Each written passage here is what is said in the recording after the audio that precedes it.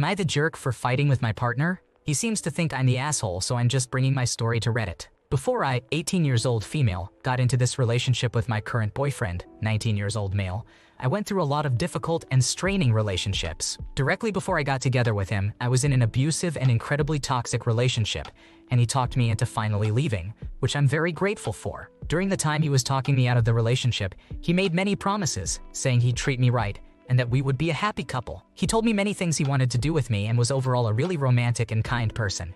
He even proved this when he finally asked me out with a cute gesture. In the past month or so, I don't know what happened, but he completely changed. We lost our virginities together, and to me, it was a very intimate experience. He had told me the same thing, so I thought nothing of it until one night recently when we were in a fight, and he said he didn't like having sex with me. I understand he may have been scared to hurt me earlier, but I always ask for honesty and nothing less, so it shocked me to hear this. Every day, he finds something I'm insecure about and picks at it.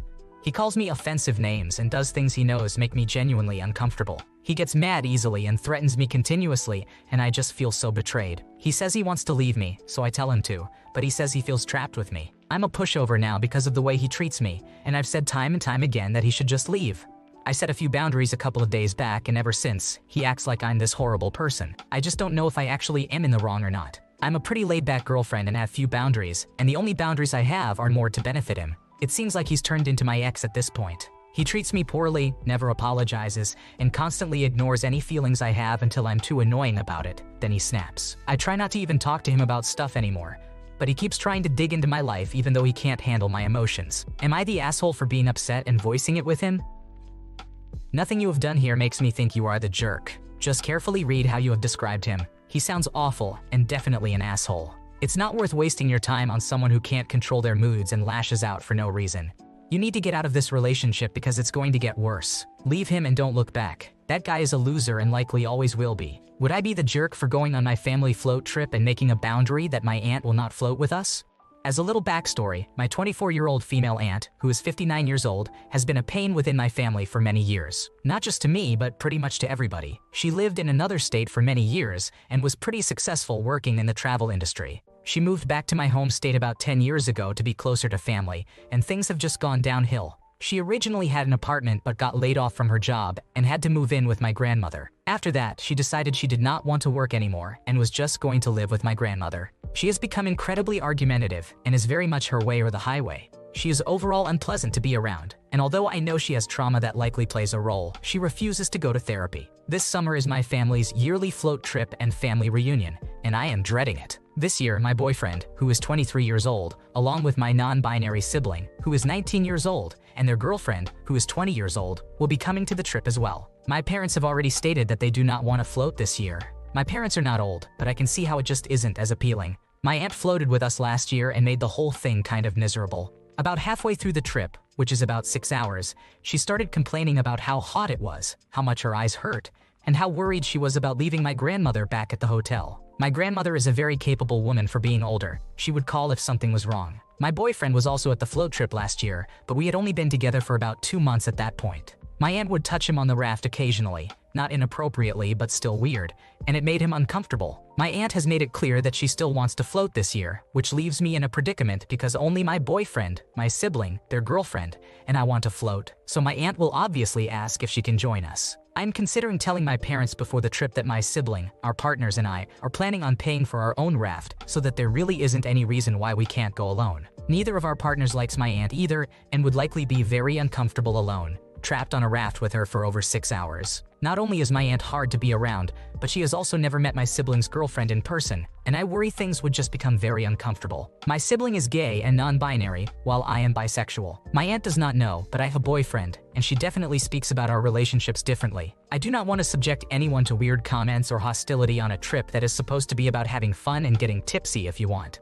I am honestly wondering how I should bring this up to my parents. Is it inconsiderate behavior to not want my aunt to float with us?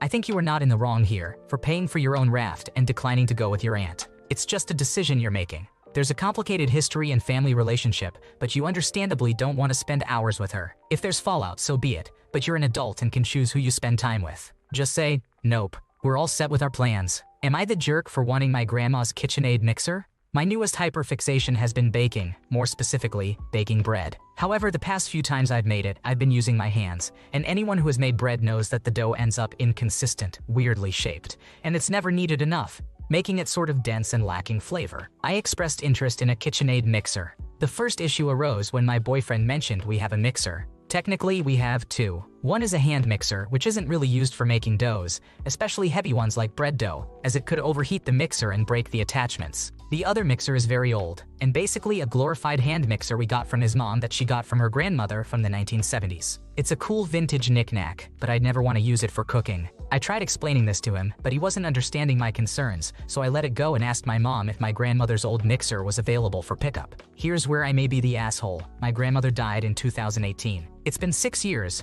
but there's still some of her things in my grandfather's house, as she died when I was 14. A lot of things I didn't have a use for until years later, including her car, jewelry, and now her KitchenAid mixer. My boyfriend and I have lived together for a year, and we recently got a shelf that the mixer would definitely have a home on. I suggested getting the mixer and he declined, saying since we had the space, we should get a new, bigger model. The models have not changed since my grandmother bought hers. It would be free. It has the attachments I would need, and even if a few were lost or broken, it would only be a $50 to $100 attachment, instead of a $400 to $500 mixer without attachments. I told him it would be a waste of money and space, but he insisted that it would be a better purchase since it would for sure last longer. He then brought up his great-grandmother's mixer again, claiming that if I wanted an older mixer, we already had one. I tried explaining again, but he didn't want to hear it. If I didn't want to use his great-grandmother's mixer, he questioned why should I get my grandmother's mixer. I understand his attachment to the mixer, but he's never used it. I don't think it's been used since his great-grandmother. The one I would be getting is the mixer I learned to bake with. To be clear, I'm not suggesting getting rid of his great-grandmother's mixer. Am I the asshole for wanting my grandmother's KitchenAid mixer and not using the one we have? In my opinion, you have done nothing wrong here. Get the mixer you want. This is for you, not your BF. You want your grandmother's mixer that you have a sentimental attachment to, not some random new and expensive one. Plus, those old stand mixers are workhorses that last forever, unlike the newer models with plastic parts. Put the saved money into something useful, like a high-yield account toward a house payment, instead of wasting it. Would I be the asshole if I left my ex with a rent they can't afford? My ex-fiancé and I, both in our 20s, broke up just over a month ago.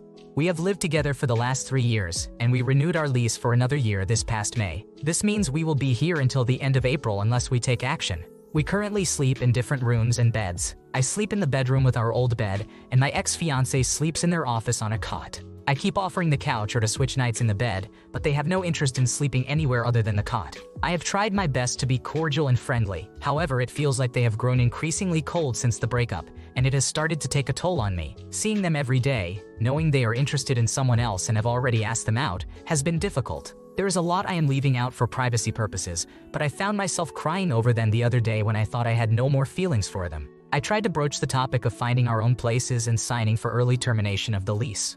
We would have 90 days to vacate once the paper is signed, and it was not as expensive as I thought it would be. I could easily afford it with my savings, but my ex-fiancé absolutely could not. Despite making more than me, they have always spent quite a bit more and do not have significant savings. I explained what we could do, but they declined, saying they were happy here and that they could save up some money in the meantime. I suggested they could move back in with the friends we lived with before, but they shot down the idea. I then said we would need to establish boundaries if we were going to live together for the rest of the year, and they just shrugged and said maybe. No further conversation was made. This is honestly the first time I have felt trapped. I really think moving out would help me mentally, physically, emotionally, and socially. My landlord said I could move out on my own with the 90-day notice. Given that it would only be me moving out, the only consequence would be losing my deposit. I am worried that it would lead to my ex-fiancé hating me and painting me as someone who cannot handle their emotions and needs to run. They have already shared private things with their friends, and I do not want them to have actual ammo. I also know they cannot afford to rent this place on their own, and I do not want to leave them struggling for housing because I need distance. I do not want them to be uncomfortable or stressed because of me. I want to break the lease and move out of the apartment I share with my ex-fiancé, but they want to stay and say they are comfortable. They cannot afford to live here alone, but my landlord said I could leave at any point once I hand in my early termination paperwork. They are already over me, and I am not over them. Would I be the asshole if I were to move out under these circumstances? Thank you in advance. You did nothing wrong here. Move out, and to heck with what your ex wants. You've laid out your options and assessed what's best for yourself. Take the out, sign the paper, pack your bags, and leave. Am I the jerk for establishing much-needed boundaries with my mother-in-law? My husband, who is 33 years old, and I, who am 27 years old, have been married for the past 3 years and have known each other for roughly 11 years. We both come from different backgrounds and ways of living, I have a somewhat smaller family, and he comes from a very large family. Our different lifestyles and upbringing have never been a problem up until recently. My mother-in-law is very traditional and conservative. Honestly, I never had a problem with this because I support people having their own beliefs, unless they begin to impose those beliefs on others and expect others to believe the same. She is used to just dropping in on her children at their places without any heads up or notification. I personally do not think this is okay, especially when they are grown adults with their own apartments and lives. Recently, this happened to us where both my husband and I did not know she was coming to visit. She decided to tag along with another family member who did let us know they were coming. This is not the first time it has happened to us, and we live roughly 4 hours from their place. She told my sister-in-law that she was coming to visit us, who then told me 2 hours before she was supposed to arrive. My husband and I had no idea. We are the type of people who enjoy hosting and like to prepare our home before anyone shows up, and 2 hours would never be enough time to do so. I simply could not grasp why she didn't just text me or my husband. Instead, she opted to play telephone. It later came out that she didn't even have my number. Honestly, it made me upset. This is someone I've known for over a decade, and I'm married to her son. For her to use that as an excuse just did not sit right. Fast forward, my husband and I talked with her and his dad about how they both need to text us when they decide to come to our house, and not just my husband. We did it in a very professional and respectful way, and simply said, in the future, we would greatly appreciate both of us receiving a text from whoever decides to stay with us. That way we are all on the same page. She was upset. She said, I don't understand why I have to message you if I'm tagging along, and if my husband knows I'm coming. I told her we didn't know she was coming, first of all. Second, it was about respecting our relationship as a couple and our home. We just have super busy schedules and aren't always available. She continued to be mad and didn't say goodnight that night, nor good morning the next day. I understand now that since we did establish a boundary, she feels almost threatened, but I truly do not understand. It felt like she was treating me like some girlfriend he just started dating and not his wife. She has 10 children and almost all of them have moved out and are getting married. The past 30 years she has been a mother, and these changes I can tell are starting to affect her. Nothing you have done here makes me think you are the jerk here. This is a reasonable and important boundary. If you let this one go, it will teach her that if she complains enough, she can eventually get her way. You're not being rude, just firm, and it's crucial to maintain that stance. Remember, with 10 kids in the mix, she might be overwhelmed, so a bit of grace goes a long way. Would I be the asshole if I told mom that I do not like how she is with my daughter? While I was pregnant with my daughter, my husband and I made it clear that we would not allow anyone to kiss the baby when she arrived. His parents were understanding of this, as they felt the same when they had their children. My mother, on the other hand, did not respond well and said, well, people kissed all of you, and you're all fine.